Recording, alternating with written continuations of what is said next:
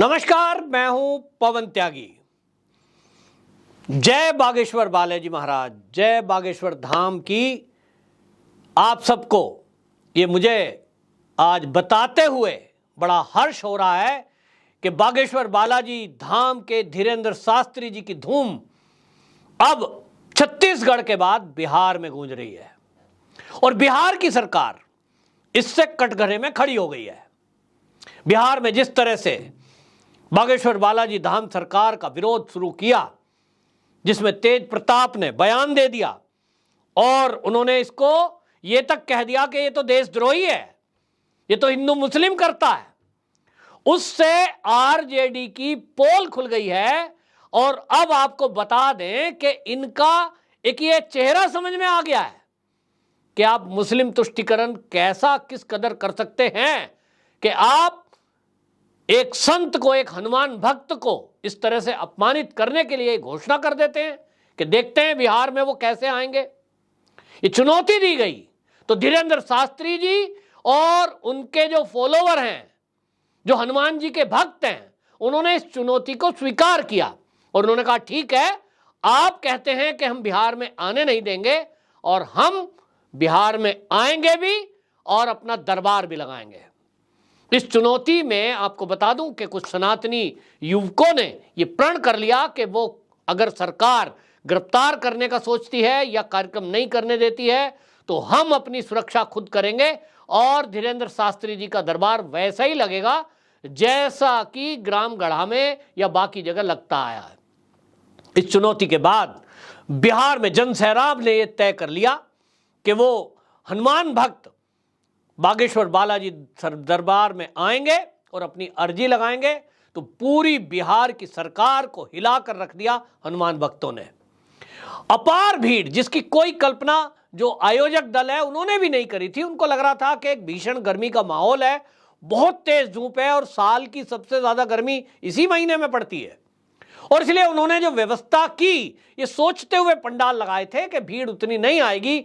बिहार है, सरकार इस पर उल्टे सीधे बयान दे रही है, कई नेताओं के उल्टे सीधे बयान आ गए हैं, फिर भी 3 लाख स्क्वायर फीट का वहां पर आपको बता दें पंडाल लगाया गया, पंखे लगाए गए और वहां फुवारे लगाए गए थे पानी के ताकि माहौल में ठंडक रहे, लेकिन वो पंडाल भी छोटे पड़ गए। और फिर उसके बाद में सरकार बैकफुट पर आ गई है। भारतीय जनता पार्टी के तो कई नेता और केंद्रीय मंत्री गिरिराज सिंह वहां दरबार में शामिल होने गए और उन्होंने सीधा कह दिया कि भाई ये तो अपनी आस्था का सवाल है, कोई हनुमान जी का भक्त है तो वो यहां दरबार में आए और जिसको हनुमान जी से भक्ति से कोई लेना देना नहीं है, जिसको हनुमान से प्यार नहीं है, ना आए। लेकिन हमने देखा है कि आप देखिए कर्नाटक का चुनाव, ये जो हनुमान जी का विरोध, राम जी का विरोध करने वाली पार्टी कांग्रेस, जिसने अपनी सत्ता रहते अयोध्या का राम मंदिर नहीं बनने दिया, वकीलों की फौज खड़ी कर दी सुप्रीम कोर्ट में कि मंदिर के निर्णय में फैसला ना आ जाए उसके पक्ष में, आज वही हनुमान मंदिर बनाने का वादा जनता से कर रहे हैं, हनुमान जी की फोटो लगा रहे हैं। दिल्ली में बैठी हुई सत्ता में अरविंद केजरीवाल, जो अपने आप को ये कहते हैं कि भाई कम्युनिस्ट विचारधारा के हैं और किस तरह की बातें कर रहे थे कि उनकी तो नानी जी बड़ा दुखी हुई और वो कह रही थी राम मंदिर काहे बना रहे हैं, लेकिन वो भी अपने को हनुमान भक्त बने और आपने देखा कि चुनाव के पहले किस तरह से वो हनुमान जी के मंदिर जा रहे थे और वो फोटो वायरल हुई। यानी ये इस सनातन शक्ति को जो भी दल नकारेगा उसका क्या असर हो सकता है, शायद कुछ राजनीतिक दलों को समझ में आ गया है, क्योंकि ये इस समय पूरे जो देवी देवता हैं उसमें ये शास्त्रों में बताया गया है कि उनमें लाइव जिंदा अगर इस कलयुग के समय में कोई एक देवादिदेव हैं और वो हनुमान जी हैं और इसलिए उनकी आराधना करना, उनकी पूजा करना, उनका गुणगान करना, उससे फल तुरंत मिलता है। और इसीलिए धीरेंद्र शास्त्री जी को जो लोग ये कह रहे हैं, पप्पू यादव, उन्होंने कहा जन अधिकार पार्टी के हैं, तो वो कहते हैं कि ये तो अंधविश्वासी हैं। भाई ये अंधविश्वासी कैसे है? क्या सनातन ये संस्कृति का प्रचार प्रसार करना ये अंधविश्वास फैलाना है? धीरेंद्र शास्त्री जी क्या कहते हैं? किसी से ये कहते हैं कि मेरी फोटो ले जाओ, ऐसे गुरु तो वो है नहीं। जो बिहार में सरकार चल रही है, उनके जो शिक्षा मंत्री रामचरितमानस पर उल्टा सीधा बयान दे रहे थे, वो ये उनकी तुलना कर रहे हैं आसाराम बापू से और राम रहीम से। मैं इनसे पूछना चाहता हूं कि आप कैसे तुलना कर देंगे?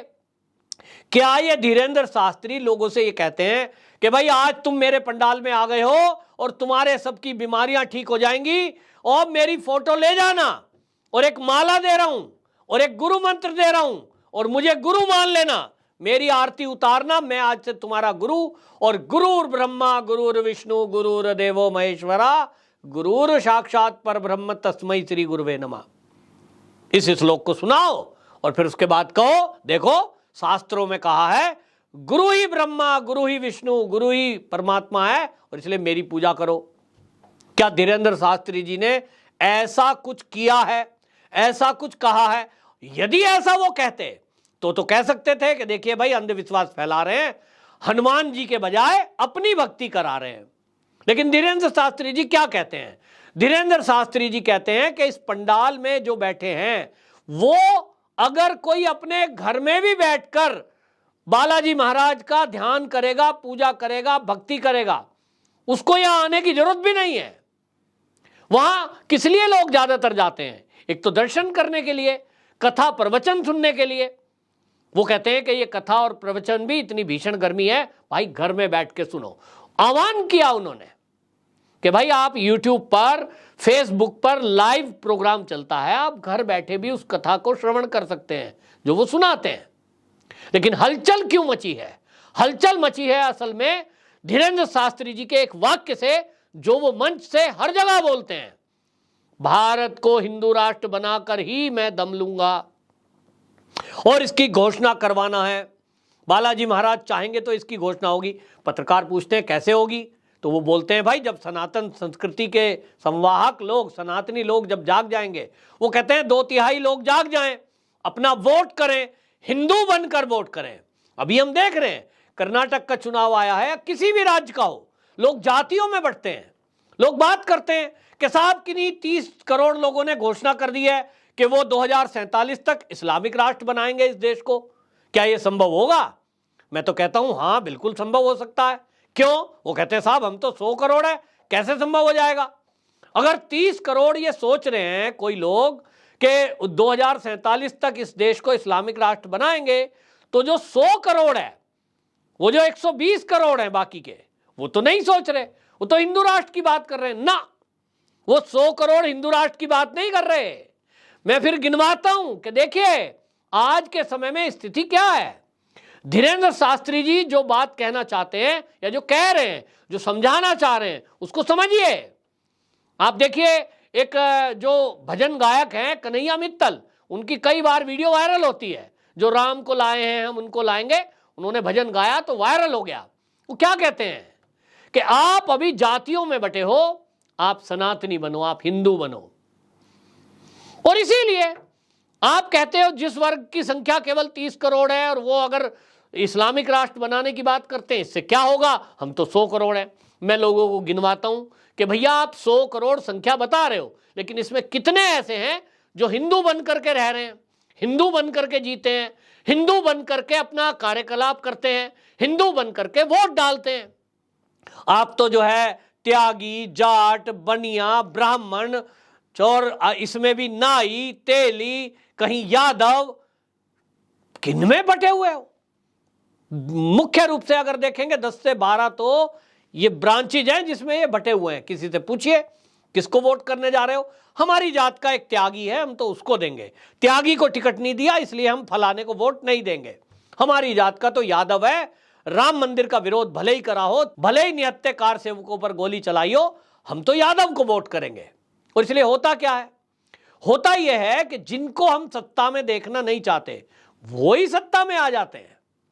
तो ये कोई जादू की छड़ी नहीं है, ये कोई लंबा चौड़ा गणित नहीं है। सीधी बात है कि हम बटे हुए हैं, जो राष्ट्रभक्त लोग हैं, जो सनातनी लोग हैं, वो बटे हुए हैं। और इसीलिए जो इकट्ठे हैं सनातन के विरोध में, जो इकट्ठे हैं हनुमान भक्ति के विरोध में, वो सत्ता में आ जाएंगे, और जब सत्ता में आ जाएंगे तो ना वो राम मंदिर बनने देंगे, ना वो श्याम मंदिर बनने देंगे। ना राम मंदिर बनेगा, ना श्याम मंदिर बनेगा, ना हनुमान मंदिर बनेगा। और फिर वो घोषणा कर देते हैं, हम यदि सत्ता में आएंगे तो बजरंग दल को बैन कर देंगे, क्योंकि उनको लगता है ऐसा कहने से उनको मान लिया जाएगा यही पार्टी है कट्टर हिंदू विरोधी। तो आज देखिए कर्नाटक का रिजल्ट कांग्रेस के हित में आ गया है। तो ये फॉर्मूला लोगों ने पकड़ लिया कि एक तरफ कोई लिंगायत में बटा है, कोई दलित में बटा है, कोई आदिवासी में बटा है, कोई ओबीसी में बटा है, एक तरफ तो ये वर्ग है कर्नाटक में।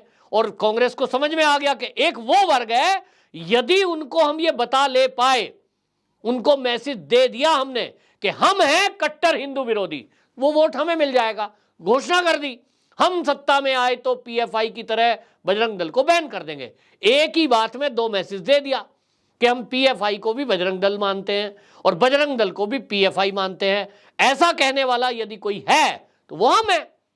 लोग खुश हो गए, कांग्रेस को वोट कर दिया, कांग्रेस की सरकार बन रही है। धीरेंद्र शास्त्री जी यही लोगों को जगाते हैं, और इसी जागरण से लोगों को दहशत है, राजनीतिक दलों को, जिनको केवल एक मुश्त वोट चाहिए, जिनको पीएफआई जैसे संगठन की सपोर्ट चाहिए, जिनको घुसपैठियों पर विश्वास है, वो बौखला रहे हुए हैं। और इसीलिए बिहार की राजनीति में उथल पुथल मच गई है कि ये जो धीरेंद्र शास्त्री जी ने वहां पंडाल लगा दिया है, जिसमें हर रोज लगभग 10 लाख लोग पहुंच रहे हैं और कितने ही लाखों लोग घरों से बैठकर उनकी कथाओं को सुन रहे हैं। बिहार की राजनीति में हलचल आ गई है कि एक संत आकर के इस तरह से भूचाल ला सकता है। सोचिए जब चुनाव आएगा तो कितने ही संत ऐसे हैं जो सनातन संस्कृति और हिंदुत्व के नाम पर देश में जगह जगह जागरण कर रहे हैं। जैसे मैंने बताया ना, कन्हैया मित्तल एक नाम भजन गायक है, ऐसे कितने हैं। अगर वो चुनाव के दौरान 2024 के लोकसभा चुनाव से पहले ये निकलेंगे जागरण के लिए, सोचिए नजारा क्या होगा। एक भजन है ना उनका ही कि अब नजारा क्या होगा। तो 2024 का नजारा क्या होगा, ये एक झलक हमें बिहार की धरती से दिखाई दे रही है। और ये जो धीरेंद्र शास्त्री जी हैं, इनको चाहे आरजेडी के नेता कुछ भी कहें, लेकिन उनके समर्थकों को देख के जरूर वहां की सरकार पर प्रश्न चिन्ह तो लग ही गया है कि आप किस मानसिकता के लोग हैं कि आप हनुमान भक्ति पर लगाम लगाना चाहते हैं। अपने आप को आप हिंदू कहते हैं, उस पर भी शर्म है। हालांकि आपको बता दूं कि ये जो बागेश्वर धाम बालाजी सरकार है, इसका बागेश्वर धाम फाउंडेशन के जो लोग हैं कार्यकारिणी के, वो लालू प्रसाद यादव जी और इनके परिवार को न्योता देने के लिए गए हैं कि साहब आप भी आइए, ये हनुमान भक्ति का कार्यक्रम है, ये किसी जाति धर्म या किसी भी एक मजहब का नहीं है और ना ये किसी राजनीतिक पार्टी से संबंधित रखता है। जो आएगा हनुमान जी उसी को आशीर्वाद देंगे, आप भी आइए। तो बुलाने के लिए गए हैं, देखना होगा कि उसमें कोई आता है कि नहीं। लेकिन इतना तो जरूर है कि हनुमान जी ने बिहार में हलचल ला दी, और हो भी क्यों ना। जो बजरंगबली पूरी लंका को जलाकर तहस नहस कर सकते हैं, जो बजरंगबली रावण का और असुरी शक्तियों का विनाश करा सकते हैं, वो किसी भी जगह जब जाएंगे तो वहां की असुरी शक्तियों में हलचल तो पैदा हो ही जाएगी। और जब सनातनी जागृत होंगे तो ऐसी असुरी शक्तियों का क्या होगा, उसको कुछ कहने की जरूरत नहीं है। जो धीरेंद्र शास्त्री जी कहते हैं कि केवल जागृत हो जाए, तो वो जगाने आए एक चौकीदार की तरह। और इससे बिहार की जनता जो जागी है, अब इसका परिणाम कब आएगा वो देखना होगा। लेकिन फिलहाल बिहार के अंदर एक चर्चा तो शुरू हो ही गई है कि ये जो सरकार बैठी हुई है, ये हनुमान विरोधी है, ये सनातन विरोधी है, वरना इस तरह के बयान इनके नेताओं ने ना दिए होते और इस तरह की चुनौती ना दी हुई होती। बहरहाल बिहार की जो सरकार है उसमें अभी दो फाड़ भी नजर आ रहे हैं। एक वो दल है जो कहता है कि भाई आपने इस तरह की बातें क्यों कर दी, हिंदू नाराज हो जाएगा। लेकिन एक वर्ग वो है जो अपने आप को कट्टर हिंदू विरोधी दिखाने की होड़ में उल्टे सीधे बयानबाजी कर रहे हैं। देखना होगा बिहार में बागेश्वर दरबार में और चमत्कार क्या होता है और बिहार की राजनीति पर इसका क्या फर्क पड़ता है। जय बागेश्वर बालाजी महाराज, जय धीरेंद्र शास्त्री।